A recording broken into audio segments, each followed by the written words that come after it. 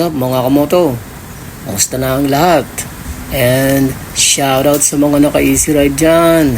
Mas anong ride? Yun, bigyan ko lang kayo ng update sa ating easy ride. Bale, 3 months old na ang ating easy ride. At nakaka 3,000 odo na tayo.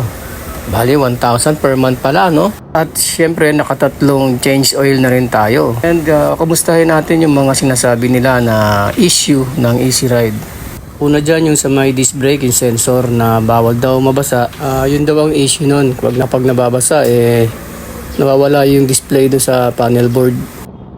Bale, ito yung mga kamoto. Pakita ko sa inyo. Ayan. Yan daw yung bawal mabasa. Kaya yung iba nilalagyan nila ng mighty band ba o glue para lang hindi pasukan ng tubig. Yan.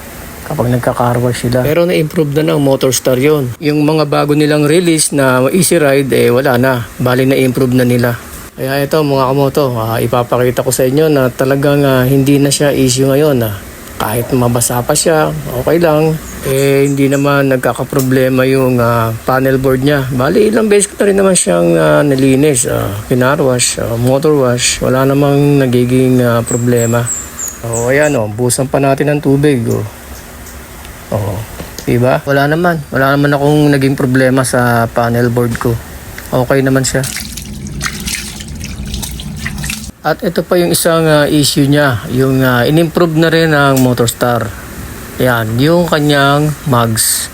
Yan, nagka-crack daw yan, yung mugs na yan. Yung iba, mga 2 months pa lang, nagka-crack na. Siguro, pag mabigat yung sakay o may angkas at nalulubak, nagkakaroon ng crack. Sa atin, wala naman. Malinis naman, walang crack. Minsan, hindi naman natin maiwasan, nalulubak din naman tayo. Pero sa awa ng Diyos, wala namang crack. Improve na. At ito pa pala ang isang issue ng easy ride. Talagang hindi natin maiiwasan. Ayan kalmot ng pusa. Nawala nabiktima tayo ng pusa Kahit may cover na, talagang pumapasok pa sila dyan sa loob. Wala, talagang magpapagawa tayo ng bagong seat cover. And kumustahin naman natin ang performance ng ating easy ride. Well, okay naman. Smooth na smooth pa rin at okay na okay ang performance niya. Okay naman ang hatak niya. Wala naman ako naging problema. At sa preno, talagang wala akong masabi sa preno. Makaganda ng mga response niya.